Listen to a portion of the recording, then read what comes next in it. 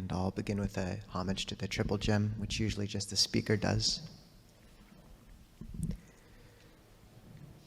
Namo tassa bhagavato arahato sambuddhassa. Namo tassa bhagavato arahato sambuddhassa. Namo tassa bhagavato arahato sambuddhassa. Buddhang dhammang sanghang namasami.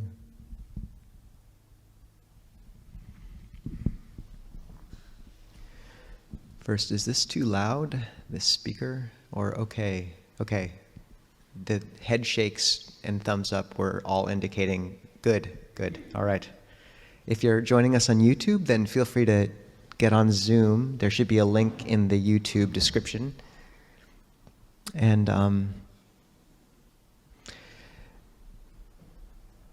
today I thought that we could begin with a paradigm that the Buddha sets out called the hindrances. And there's a really beautiful sutta in the numerical discourses where the Buddha says, Chittang pabasarang akandukehi kilesehi. The mind is radiant, the kilesas, the defilements, are but visitors. And in Buddhist thought, the defilements are the three root causes of our suffering. So there is delusion, there is aversion, and there's greed. And there was once a disciple who asked Longpo Cha, Ajahn Chah, he said, I see where aversion and greed are, but I can't find delusion. And Ajahn Chah famously answered that you're riding a horse and wondering where the horse is. And Ajahn Panyavado said that greed and aversion are the two arms of delusion. It's us pulling things close and pushing them away in hopes that we can adjust the world to feed ourselves and find shelter in it. And yet this is the central delusion, is the idea that the world will ever completely fulfill our desires as such. And perhaps one of the most meaningful transitions in a life is from an orientation of trying to feed off of the world, experience, loved ones, to an orientation of blessing and giving to this world, even in its brokenness and imperfection, and understanding that in doing that, in looking at the world not as a source of lasting shelter, but rather as an experience, an opportunity to learn and to give, we find a fulfillment which is genuine and a shelter which is real. But while these three root defilements of greed, hatred, and aversion, or and delusion, are useful to look at as the core tap roots of our suffering, the iterations or incarnations of them, the manifestations that the Buddha pointed to as most visible in our day-to-day lives, were called the 5 hindrances. And these were what he spoke about as the obstacles to a calm mind. So, in the Buddhist creation mythology, basically, there's these Brahma gods, these beings of great radiance and breadth of mind and heart who basically become trapped and descend onto earth in this cosmology. And metaphorically, it's a useful paradigm, because what it means is that this taste of the free, liberated, and brilliant mind and heart is in some sense most natural to us. The defilements are visitors. And often one of the key steps in meditative practice and spiritual path is simply understanding what it is that binds us to this constrained, narrow, and starved state of being. Because when we learn to identify and move past those hindrances, then we inevitably let go into a broader and generous mind and heart. So the 5 hindrances to calm include kama chanda, which means sensual desire, sensual lust. And the Buddha, in one of the suttas in the Majjhima Nikaya, compared this to being in debt. The second is vyapada, aversion, which the Buddha compared to being ill. The third is sloth and torpor, tinamita, which the Buddha compared to being in a dungeon. The fourth is restlessness and remorse. This is a fun one to say, uddhacca kukucca, which the Buddha compared to being enslaved. And the fifth is vicagicca, or doubt, which the Buddha compared to being in a caravan passing a thief-infested wilderness. So, don't know how many of those everyone has experiences with. Probably most of us have been sick, but I don't think many of us have been in caravans. But the 5 are really, really useful because much of our meditative experience is dominated by these. Ajahn Nisabho spoke about how for years her meditative practice of mindfulness of breathing was chiefly mindfulness of mind, in the sense of getting to know these defilements and these hindrances. So someone asked Ajahn Chah if when a state arises in the mind, when a thought or hindrance arises, do we have to investigate it, or can we simply return back to our object? And Ajahn Chah said, it's like you're living in a village. If someone comes down the street and you've seen them countless times before, it's okay just to nod and move on your way. But in that village, if there is someone that keeps pulling you into the road or following you, if a hindrance continues to pull you away from your supposed object, then the proper orientation is often to turn your eyes compassionately and fully onto that hindrance as your meditative object. Make that your meditation. And that doesn't mean you engage the person in conversation. It doesn't mean you follow the hindrance, but you let it be seen and understood. And that is a very fruitful path for a meditation. That is not a failed meditation. Some people say they can't meditate, but most of the preliminary years and subsequent years of our sitting practice often is simply getting to know our own particular flavor of neurosis. So that's fine.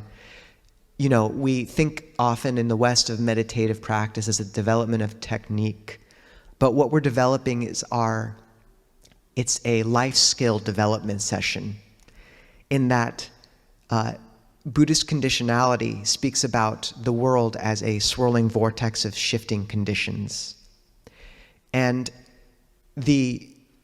what this leads to is a chaotic system. And one feature of a chaotic system is scale invariance, which means, like a Mandelbrot set, a pattern repeating on a small scale will repeat through every subsequent level of scale.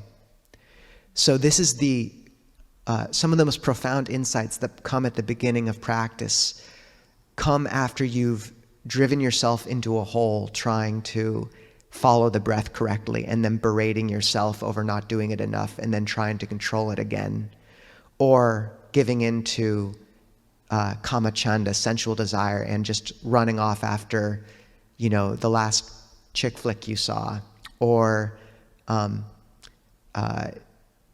falling into aversion and rehashing the same argument again and again. And then you realize that the pattern you're engaging with your meditation is exactly the same pattern that rules your life. And you realize that how you're trying to control your breath is how you're trying to control your spouse or your child or your parent or your career. And how you're trying to escape from suffering in your sit is exactly how you're trying to distract yourself in your life. And that is not a pleasant meditative experience initially until you realize what's going on, but it is deeply valuable. So a meditation session that is spent getting to know that visitor of the kilesa, of the defilement, of the hindrance, is a good meditation. You can't be bad at meditating. You can only find yourself meditating on what your particular brokenness is, and that is fine. We're here to make allies, or at least peace with the broken parts of ourselves. So one of the most powerful ways the Buddha spoke to approach each one of these hindrances was called the gratification triad, which sometimes he expanded to the gratification pentad, which specifically says that to let go of something, you need to see how it arises, how it passes. You need to see the attraction of it, the asada, and the disadvantage or the danger in it. And finally, you need to see the escape. And with many of the hindrances, this is useful because we can see the danger to some extent, for example, in anger. But often we don't look at the other aspects of that pentad or triad. We don't see why we are addicted to it. What is the attraction? So that's very useful to apply to each of these. For example, with anger, there's a particular power and intoxication in the rush of anger, in the self-righteous feeling, in the crystallization of that solid sense of self. There's nothing more addictive than self-righteous anger, emotionally wise. With doubt, there's something comforting about that dark closet we have felt and trapped ourselves in again and again. It's known, and it's somehow a bit more comforting than the wider vistas we might step into. Each of these hindrances has a draw, and to understand why we continue to go to them is essential before we learn to let them go. So the first of the hindrances, kamachanda, sensual desire, the Buddha compared to being in debt.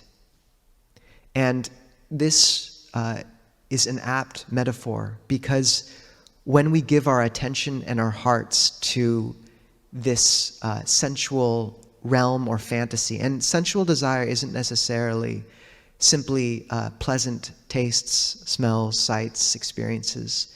There's nothing wrong with those in the world. Buddhists do not have to be, self-mortifying ascetics. Rather, it's our obsession with them and making more out of them than they are, and tying our hearts to them. So this sense of being in debt is relevant because when we really buy into sensual desire, I was just talking to someone this morning who works on VR in Facebook, and he was talking about how, initially these VR worlds are quote unquote mind-blowing, and that over time it just becomes the baseline, and there's nothing really novel about it at all. And this is why chasing happiness in the form of sensual desire is drinking salt water. The Buddha compared it to drinking poison. And one interesting aspect of drinking poison is that it makes you thirstier, is that the body wants to flush it out. So the more we drink, the more we want. And I think we all know that cycle of addiction that has trapped so many of those we love, and often ourselves to some extent. So the way the Buddha spoke about getting out of this debt, this cycle of and trying to distract ourselves from one loss of a sensual experience fading by jumping into a new sensual experience is like taking a new loan to pay off an old loan. The interest just keeps climbing. And so the Buddha spoke about moving past this in a few ways. One was to look at the three characteristics of experience: the impermanence, the suffering, and the not self nature of these things, the fact that we can't control them, the fact that they will change. And there's real use in that, in the sense of when we understand that this stuff is slipping out from our hands and that the pizza we've obsessed about for 2 hours will be gone in 5 minutes. We understand that the payoff isn't worth the attention we give these things. And it doesn't mean we still can't have the pizza. I know we have a picnic after this gathering, thanks to some generous folks. But it means that tying our hearts to those things and our attention and giving our time begins to feel, if not blatantly wounding, then at least trivial and fracturing. And Aldous Huxley and who wrote 1984? Orwell? George Orwell often got in a debate because Huxley said, "You have it all wrong, Orwell. The dissolution of society won't come from repression. It'll come from fracturing ourselves into distraction." And that is where we find ourselves. Is the American tragedy is not loss through explicit tragedy always, although sometimes it is. And granted, I'm speaking from a place of quite a lot of privilege. But often where we find our suffering and our tragedy is through this loss of purpose and meaning in a fracturing of our spirits, little by little, year by year. And this is where the path brings everything together. This is where we regain our unification of spirit. Each of the hindrances is paired with one samadhi factor, one quality of unification of mind. And the antidote to kamacchanda, sensual desire, is ekaggata, one-pointedness. So you can think of this in a meditative context. When the mind is still and calm, it becomes bright and happy. The body becomes still or strong through movement. The mind becomes strong through stillness.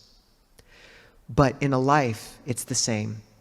If we have purpose, even if we don't have jhana, even if our samadhi practice has a long way to go, even if we're broken in so many ways, if we have a spiritual, transcendent purpose of truly trying to cleanse our hearts with our whole beings and using every aspect of our lives in service of that goal, kamacchanda, that fracturing of ourselves into experiences and feeding and thirst, becomes less attractive, no matter how good VR is. And, for me, I remember this really accumulating where in college I was living a fairly good life and trying to do good, but it always felt like every stream bed I found for my heart was always shallow enough it couldn't take all of my heart.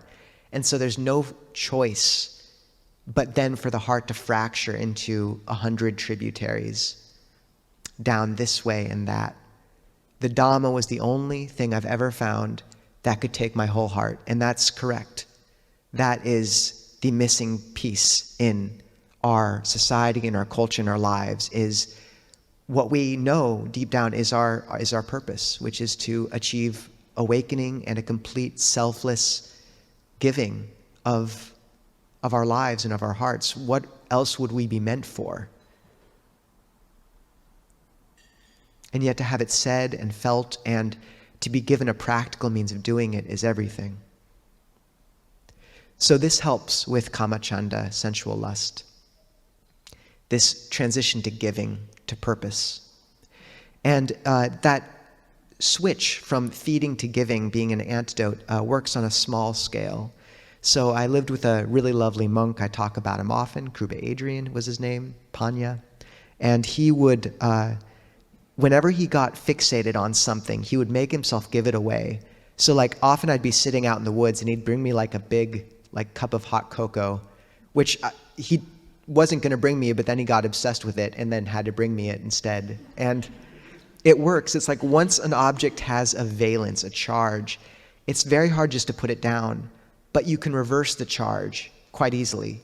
So instead of trying to make an object less attractive, just give it away.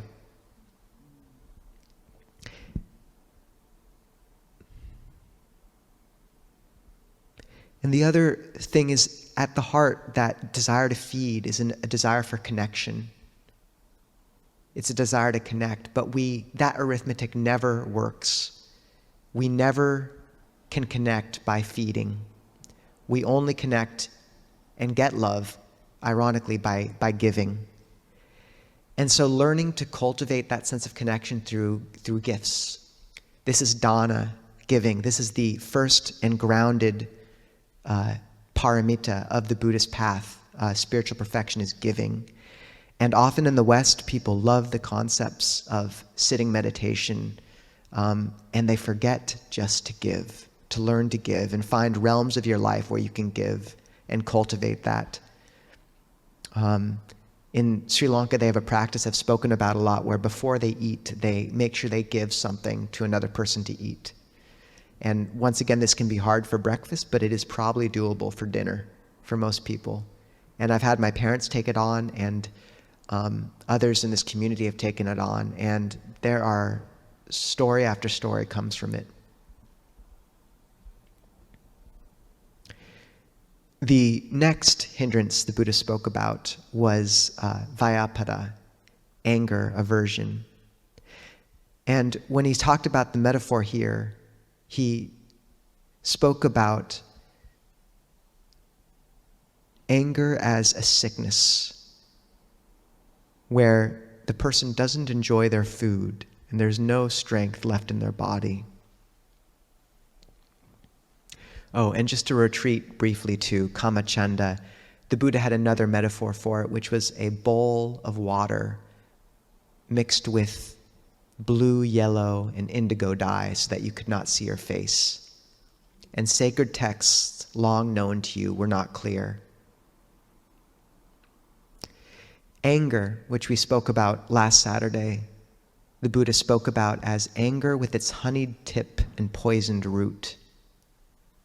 And the sense of sickness is good, a good metaphor, because with kamachanda, with sensual desire, we can waste a meditation thinking about that same movie or that same fantasy.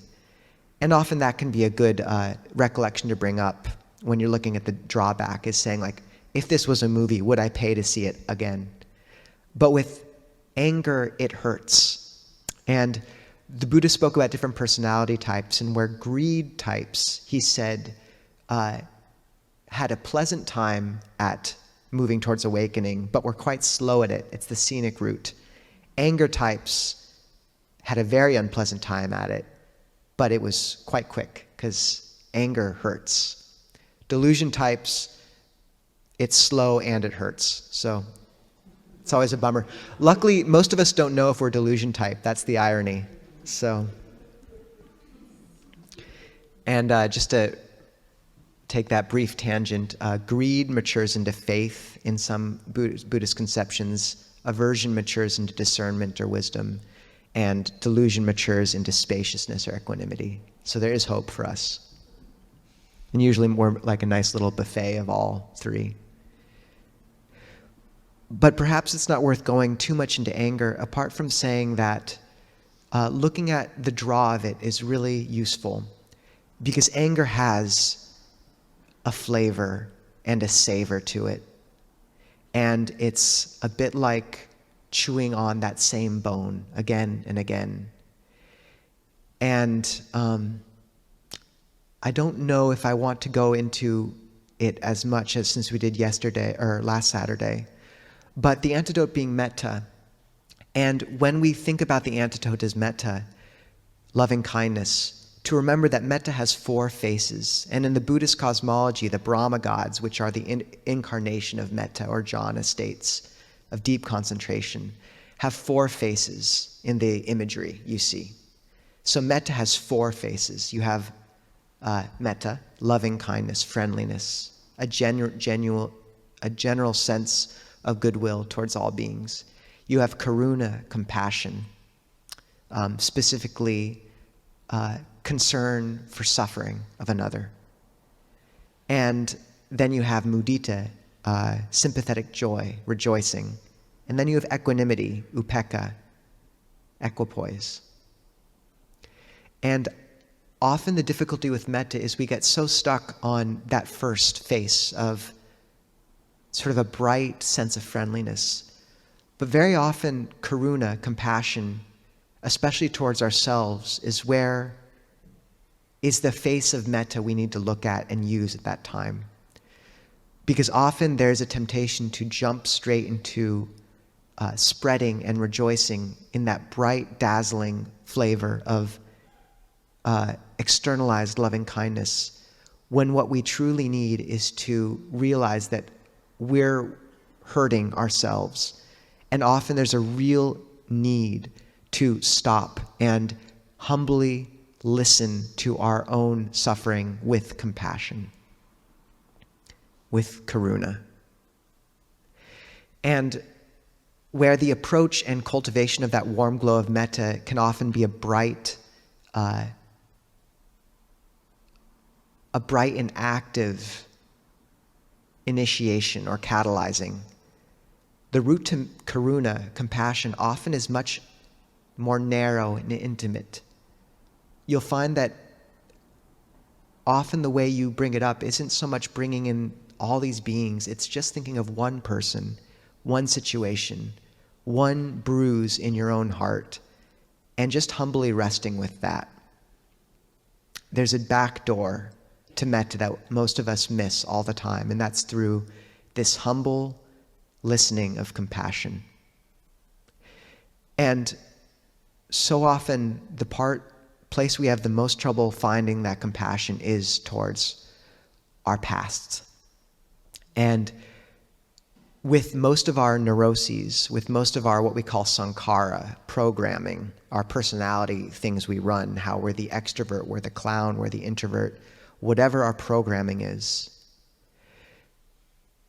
the ones and the patterns we run that we so dislike in ourselves are almost always survival mechanisms that are from our past that help us survive.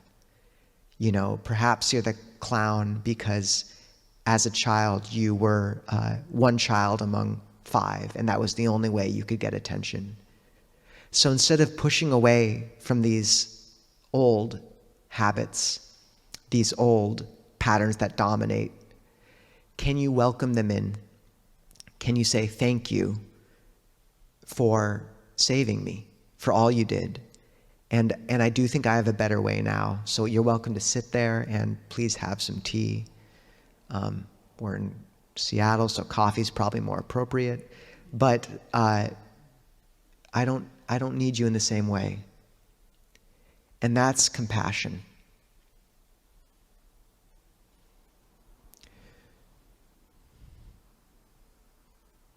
And this is a big, this paradigm of holding these parts of ourselves as guests, as the hindrances as guests, and not pushing them away, not thinking they are unwelcome visitors in our meditation that we have to get rid of and evict before we can get down to business. But understanding that if one of these hindrances continues to come up and crop up, it's okay to make it the object, to welcome it in. Chittang pabasarang akandukehi kilesehi. The mind is radiant, the defilements are visitors. But how do we receive visitors? With hospitality. You welcome them in. you listen to them, they can feel seen. And obviously, if they're just passing by the doorway, there's no reason to, drag them in. But if one continues to come, maybe there's something that they need to say and that you need to learn. Because whatever it is that keeps coming into your meditation, it is coming into your life, and it is likely dominating and hurting you and others. So this is where you get to approach it in a calm and caring way. And if there's a certain visualization that helps you invite those pieces of yourself in, a golden room, a warm cabin, a field, then set up that space for them. But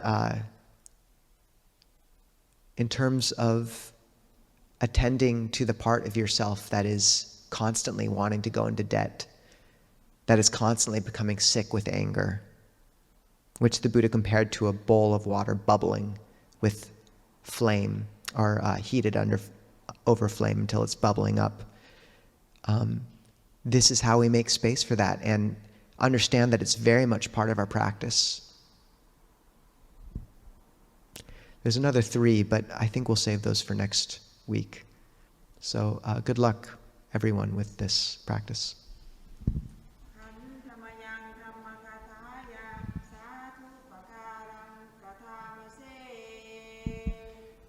Sadhu, sadhu, sadhu, anumodami.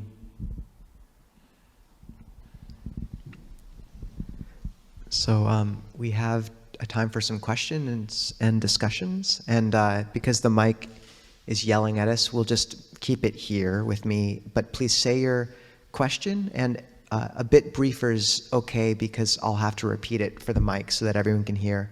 If you're joining us via YouTube, you can type your question into chat, and if you're there on Zoom, raise your electronic hand and we can unmute you and you can actually say hello to everyone. We have you displayed on a big screen, so not intimidatingly big, but it's big enough.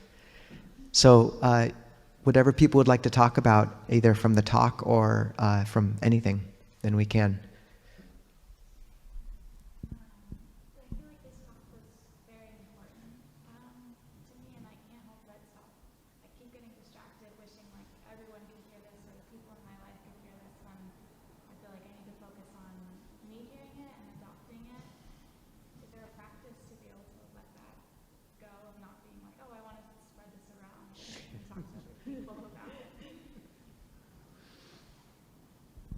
So the question was, the talk was interesting enough to the questioner that they were hoping, there was this thinking of how do I have other people in my life hear this or understand, and how do we put that down and just remain with the talk itself. I have a compulsion to write stuff down all the time similarly, and it gets kind of annoying, to be honest, when I just want to be there with people and listen. But my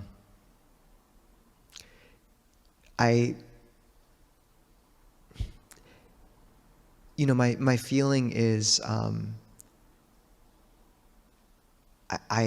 for me, and I think most of us have had this experience, is when we come into contact with some of these teachings, and the Buddha's wisdom and imagery and analogy are just, it's genius of another order. I've never encountered words and teachings like this.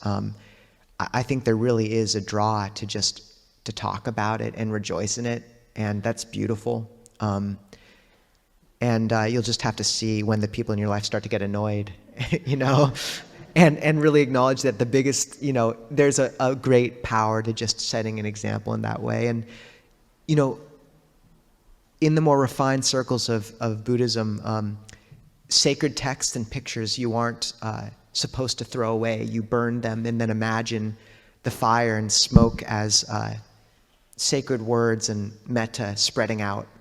So I think there's something about visualizations like that where, if it helps to sort of bring in these other people to your heart while you're listening, then do that. Imagine shrinking them and bringing them in to listen with you. But that aspect of joy, that's beautiful. And if you can cultivate that in a way that lets you be with the meditation and the talk, that's lovely. And visualizations can help with that. Bring them here with you. And And then maybe there'll be someone you can talk to about your practice at some point too.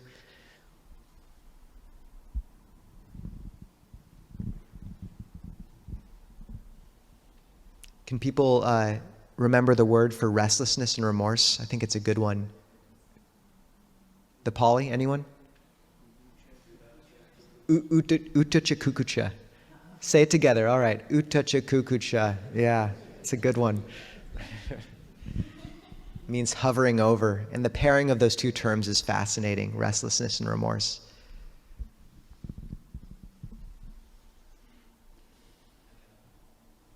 I'll try to make this short. So in my meditation practice, I often primarily do body scanning or, focus on the breath within the body, so it's a form of body contemplation as well. And then I kind of layer on top of that the 5 hindrances. When hindrances arise, I, put some attention on that to kind of taste it a little bit and kind of see, how it arose and just get to know it a bit, invite it and observe it and bring a balanced mind to that, and that kind of attenuates it. And through that, I am able to detach from it and kind of view it as not self, essentially. And that attenuates it, and I go back to body contemplation, observation. I kind of feel like through that, I do develop both, samatha and vipassana, so tranquility and kind of wisdom practice as well, because through focusing on the breath, I'm developing that sort of samadhi, and then through coming to understand what's arising as not self, there's an element of panya in there. But I'm sure I'm missing something. I guess I just kind of wanted to ask you, like, one, what did I say that was just wrong? and then two, I still feel like there's like an element in there that's missing from the meditative practice, and I just wanted to get your thoughts on what I just said. Yeah. So the question, if I can try to summarize, was the questioner's practice consists chiefly of body scanning and moving through the body, and then when hindrances, but kind of keeping a feeler out for when hindrances arise strongly, and if they do, kind of acknowledging them, seeing them, getting the taste, and then that allows them to disappear or fade again, and then returning to sort of this main object of the breath or the body. And this seems to be a way of developing both samatha, tranquility, and vipassana, or insight into those defilements and other aspects of the mind. Is that about right? Cool. I love that metaphor of tasting the hindrances. I think we want to develop the relationship of a connoisseur with our hindrances. So, a connoisseur of wine, you don't just go around chugging the wine. You just take a taste or sniff it, and then put it down. So I think that's a useful, it's really meaningful that the hindrances have a place in that paradigm to be seen and relinquished as is appropriate, and that you have the anchor of the main object of the body. I really appreciate the paradigm of, or the imagery of kind of sitting in a room, and the Buddha would say, Ajahn Chah would say, when these defilements come up to the door, you can open the door, and they open and they look in, but there's only one chair in the room and you're sitting in it, so they just have to stand there and then they leave. And the issue is if you get up out of the chair and then they can sit down, and that's the problem. So this idea of staying in the center of the room in that chair, as these hindrances sometimes come, but then also in that chair having that bird, the Buddha compared the breath to a bird, and I really like that paradigm of having this sort of bird in your hands, holding it not too tight, not too loose. But I think one thing that's important and lost often in the West is that it's not just that we're putting down the hindrances into a neutral anchor, meditation is the playful and engaged development of the skill of pleasure. And meditation needs to be pleasurable to work. So you'll notice with the counterpoints to the hindrances, the counterpoint to kamachanda, sensual desire, is one-pointedness. The counterpoint to vyapada, anger, is piti, rapture. The counterpoint to sloth and drowsiness is directed thought. The counterpoint to restlessness is pleasure. And the counterpoint to doubt is sustained thought and evaluation. So to really move against these, you've got to replace them with something, because your mind's feeding on the hindrances for a reason. It wants something, so it's agitated or it's reaching out. So that aspect of developing pleasure in the body, it's not simply enough to come back to that basis of the body and kind of anchor, but there has to be a playful and engaged and interested development of working with your main meditation object to bring about pleasure and rapture and brightness. Because when the mind has that, it won't be inclined to invite in all these guests because it's bored, you know. And I think this is an issue because it's in the West, often meditation practice is taught as, you know, either come to a point at the nose or a mantra, or even in certain really amazing meditative techniques, it's more a continual scan of the body.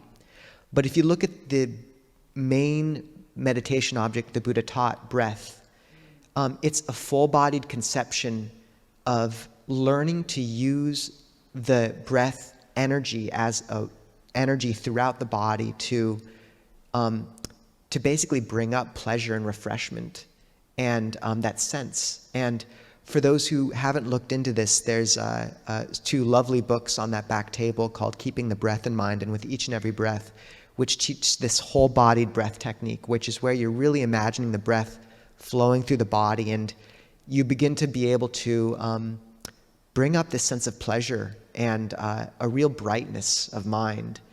And if the somatic access point to pleasure is not readily available, because for many of us it isn't, although I really recommend cold showers and cold showers and qigong for that. But for those who that's not accessible to, metta, loving kindness, is a really direct and important access point to pleasure. And so when the mind's kind of just anchoring back where it was, I think what it misses is this aspect of brightening. And in the third tetrad of the Mindfulness of Breathing Sutta, the Buddha speaks about how you move through mindfulness of mind, through developing the mind. And it's one becomes sensitive to the mind, one gladdens the mind, and then one concentrates the mind. So the mind has to be bright before it will be still. And so that's what I would say is, like, the anchor point isn't necessarily just a neutral anchoring. It's a playful engagement trying to bring up pleasure. And with AI, they found that, you know, if they just put in a certain program, the AI was like, it would do all right for a while, and then, you know, if there's any anomaly in the situation, it would fail. But what worked with machine learning is having the AI play against itself. And that's what meditation is. The hindrances are they have all of our own intelligence behind them. You know, like, we're playing against ourselves. So the hindrances are smart, so you have to be playful against them and think of new ways. And one of the only tool belts robust enough to really work against the hindrances effectively is the whole body and metta as well. So I don't know if that answered anything. It did. I guess I have a quick follow-up, if that's okay. So in my practice, generally speaking, I derive much greater pleasure from, like, mental detachment as opposed to bodily pleasure. And anytime there's bodily pleasure, that's great. I love that. But oftentimes that's not the case, and I can still find deep pleasure from just being able to observe pain in the body from a detached perspective.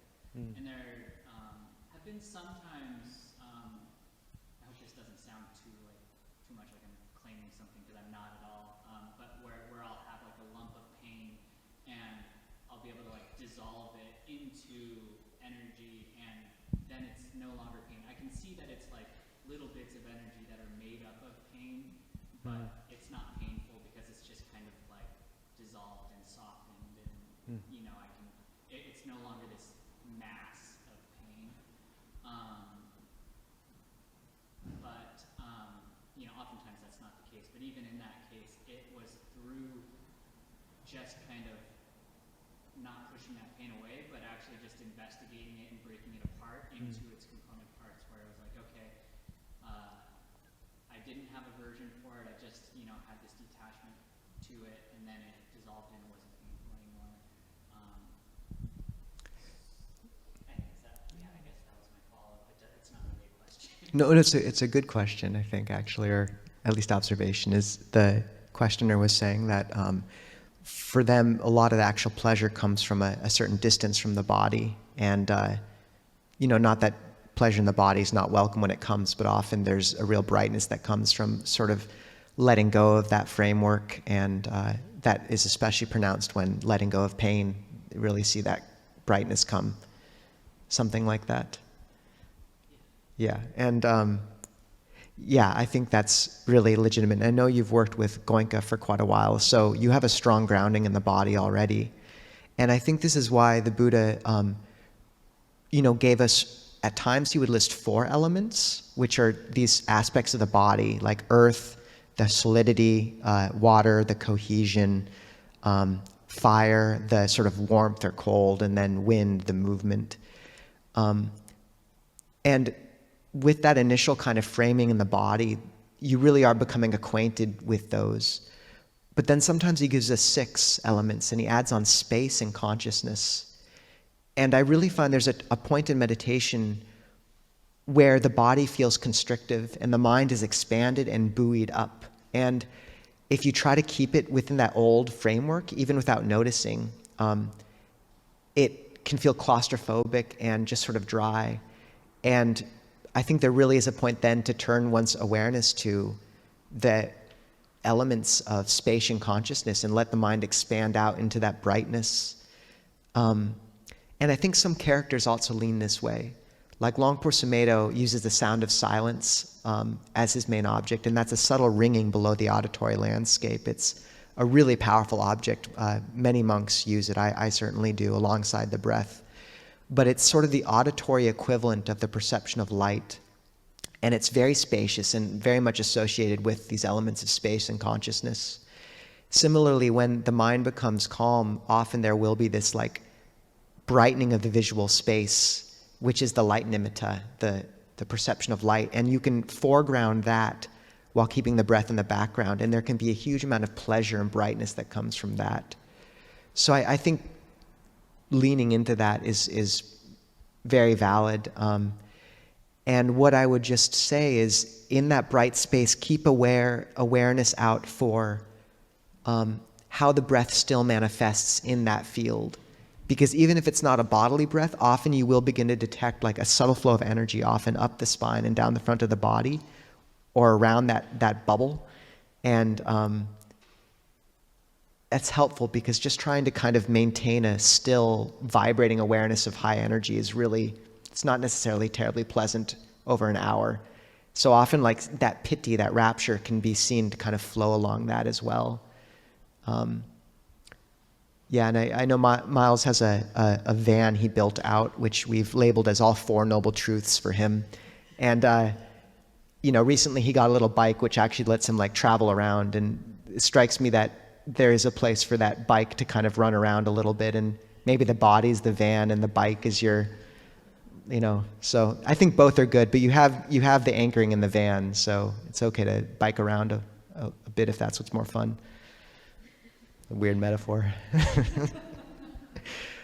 right. Jessica. I really related with what you said about just being with your own flavor of brokenness. I think that's how you put it. So I've been practicing that and noticing a lot of anxiety coming up, and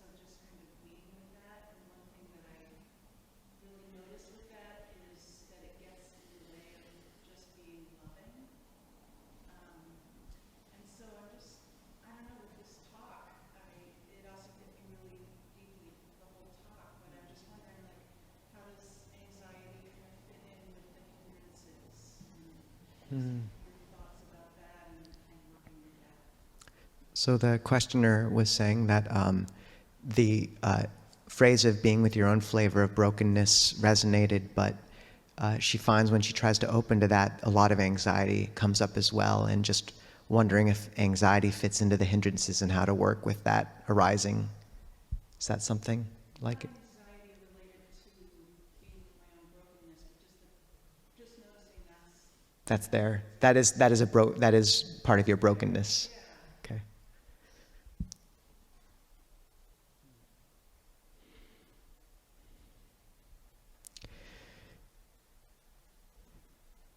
And is it come with doubt or with fear or a bit of both?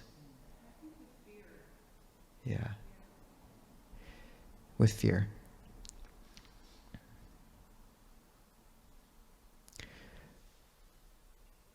I think that restlessness and remorse and doubt are all kind of mixed in there. And the metaphor the Buddha gave for doubt is traveling through this wilderness that's bandit infested. And that's a pretty anxiety-provoking experience. And the metaphor he gave for restlessness is, being enslaved, not able to do what you want, but beholden to another, and constantly being on call to are you going to be here or there, and what will the future ask of you? And I'd have to think more about that to give an answer. It's not coming, or a thought that's relevant. But I might say that it is really helpful to apply. When you're receiving these visitors, you need to have a good, stable room to receive them in. You can't just sort of be out in the woods, calling people over from the side of the freeway. Spend time creating that space in the room. Anchor with the breath, but then really make sure you're opening all the windows and letting in metta, stability, a framework of the body, a loving kindness. Imagine yourself surrounded by those you love. And then when you feel safe, invite in the anxiety. And if it really begins to wash over you strongly, anchoring in the midst of that with the breath. Often when things get calm, it's really important to find that careful point of, concentration and really follow it, just where the breath is on the nose or something. But anchoring through that is helpful. And then to take refuge, and surrender. Because often our brokenness is too much for us. It's why we have the refuges. And there is something deeply mysterious that runs through this whole world and this whole teaching. And the Buddha was so careful about articulating it too much because people grasp. But the refuges of the Buddha, this quality of knowing and awakened awareness, the Dhamma, this solidity of truth, and the Sangha, what happens when that knowing Buddha knows truth, Dhamma, incarnate in a human being, and what that looks like, and the faith that brings up in the love. There's a lot of monks who couldn't think of Ajahn Chah without tears running down their face, and bring up that faith and that being held. And then honestly, what I do is I surrender. That's the deepest wounds. I surrender a lot and say, let me give this to you. But I think the biggest thing is that the deepest suffering in our lives, we don't get to work with. We get to bow to it and let it wash over us and crack us open. That's the first noble truth. And that's why there's that term noble, because it doesn't work to be well, this is part of my practice. I think I'll try to include it. It's no, you bow to it. And you don't get to work on it. You get to let it crack you open. And that's where compassion's from, but it's a different paradigm. And you can literally bow to it if that's helpful. 108 prostrations full length will do a lot. And I've done that before. When I was cleaning off a shrine, I accidentally knocked over a Guanyin statue and broke its head off. And I did a lot of bows that night. Okay. Good luck. Okay, I think we're at the end of our time. I'm sorry if there were people on Zoom with questions. Apologies. So we usually we'll finish with a blessing braid. Does someone have the blessing braid? And this is just a way of dedicating our practice to someone or those who feel they need it.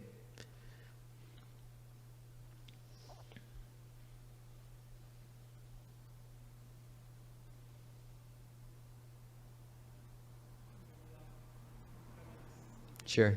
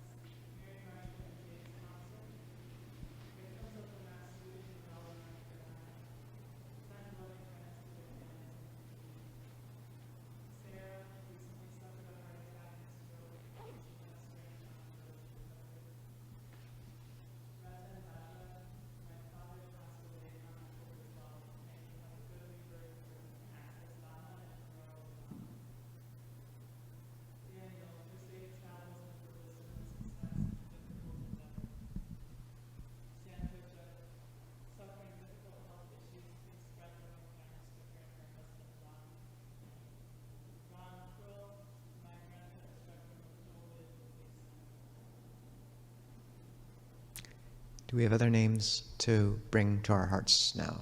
Juanita.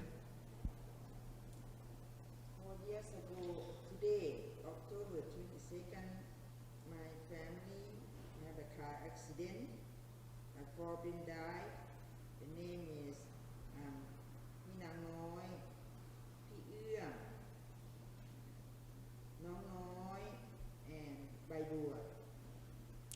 Juanita's family, who passed 4 years ago in a car accident.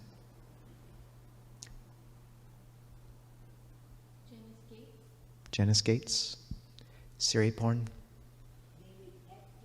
David Atkins.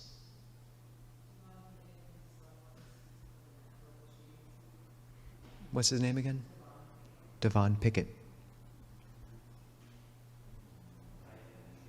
Diane Sherman.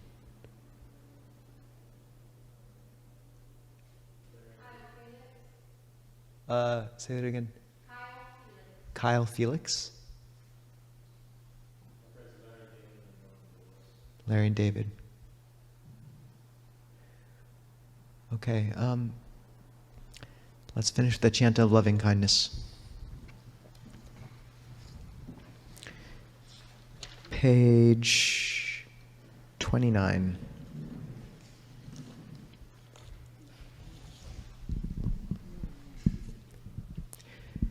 Now let us chant the Buddha's words on loving kindness. This is what should be done by one who is skilled in goodness and who knows the path of peace. Let them be able and upright, straightforward and gentle in speech, humble and not conceited, contented and easily satisfied, unburdened with duties, and frugal in their ways, peaceful and calm and wise and skillful, not proud and demanding in nature. Let them not do the slightest thing that the wise would later reprove, wishing in gladness and in safety. May all beings be at ease, whatever living beings there may be, whether they are weak or strong, omitting none, the great or the mighty, medium, short, or small, the seen and the unseen, those living near and far away, those born and to be born, May all beings be at ease. Let none deceive another, or despise any being in any state. Let none through anger or ill will wish harm upon another, even as a mother protects with her life her child, her only child, so with a boundless heart should one cherish all living beings, radiating kindness over the entire world, spreading upwards to the skies and downwards to the depths, outwards and unbounded, freed from hatred and ill will, whether standing or walking, seated or lying down, free from drowsiness. One should sustain this recollection.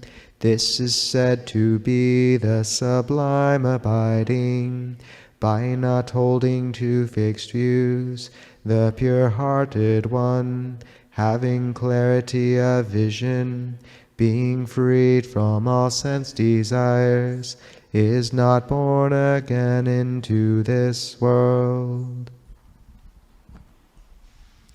So I know we're running a little over time, I'm sorry. We just move around and put people on the spot a little. If you've been here 3 times or less, if you wouldn't mind, it's okay if you're too shy, don't worry, but if you wouldn't mind, if you could just raise your hand and introduce yourself or say your name and how you heard about us.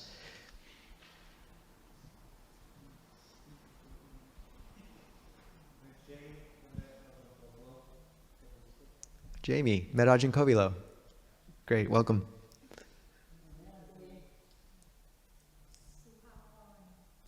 Supapon, welcome. I'm guessing you heard of us through Siriporn and Juanita. Okay. My name is Matthew, and heard about this community through Ajahn Nisabho, and also was reminded from Venerable Mettaka from the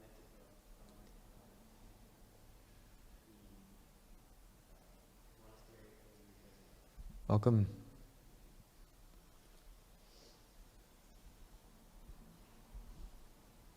My name is Joey. Heard about this through Sam, Jesse, and Alfonso. And this is your 3rd time, right? It's my 2nd time being here. Okay, you get one more introduction. You're not off the hook yet. Good. All right, great. Welcome, everyone. So, yeah, really just lovely to have everyone here. It's a wonderful community that's forming. We have a few people, specifically Ellen and John, who really work to bring coffee to us. So we have coffee. We will continue to have coffee, but we also have it today, so please partake. Also, Juanita, Siriporn, EPU, and Malini, and many of the others brought a picnic. So that might become somewhat standard, so feel free to bring some food after the fact if you want to hang around and eat and have a meal. In our tradition, the monastics don't touch money. Everything here is completely free. Please take as many books as you want. It's all free. It's just a delight to have you all. If you want to tap into our other offerings, you can check out our gigantic sign in the back, which is kind of terrifying to roll up. So please take note, use 2 people to retract it. We have a 5 a.m. meditation every day. We have a Wednesday Zoom and YouTube live stream that you can join. And we also have an Upasaka group for dedicated practitioners holding 5 precepts in a daily practice. All that's there, and just scan the barcode if you want, or the QR code. One thing we're beginning to institute with the Upasakas, the dedicated practitioners, as well as anyone else who wants, is encouraging a bi-weekly confession on the 1st and 3rd Saturdays of every month. With basically, it's something the monastics do. There's a lot of wonderful psychological literature behind it. Is find someone you trust and confess once every 2 weeks on the things you feel like you could have done better, and rejoice in those you did well. And we have a formula for that and recording all on the Discord. So if you join our Discord, you'll find that. And it's a beautiful practice, so feel free to pair up if you'd like. No pressure. Finally, I won't be here for alms this next week. Usually I'll be at Pike Place at 7 a.m. every weekday, so people are welcome to come and say hello. That won't be the case this next week. But I am going to go visit Temple, where Anagarika Jeremy, who many of you know, is an Anagarika, a postulant. So there's 2 cards in the back, one to Bhante Sudasan Ayasoma and one to Jeremy. If you want to write some loving words, please feel free to do so there. That's a lot of announcements. Kim, is there anything I'm forgetting? Katie, was there one more volunteer thing we were going to announce? I think we're okay. We have, yeah, Okay. yeah, we had some brave souls step up for Saturday set up and take down. So. Yeah. And one last thing back on the books, if you feel drawn to give a dhamma donation, either to Clear Mountain or St. Mark's, who gives us the space to use for free, the triple gem to use for free. There are some donation boxes and QR codes as well if you'd like to donate online. Just be sure to look at the name. The boxes are the same. So just make sure you're donating where you'd like it to go, and we'll take care of it for you. Sadhu.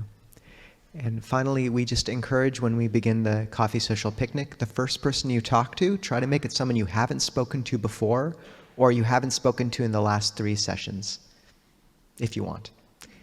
Those who wish to may bow to the triple gem. Others don't have to.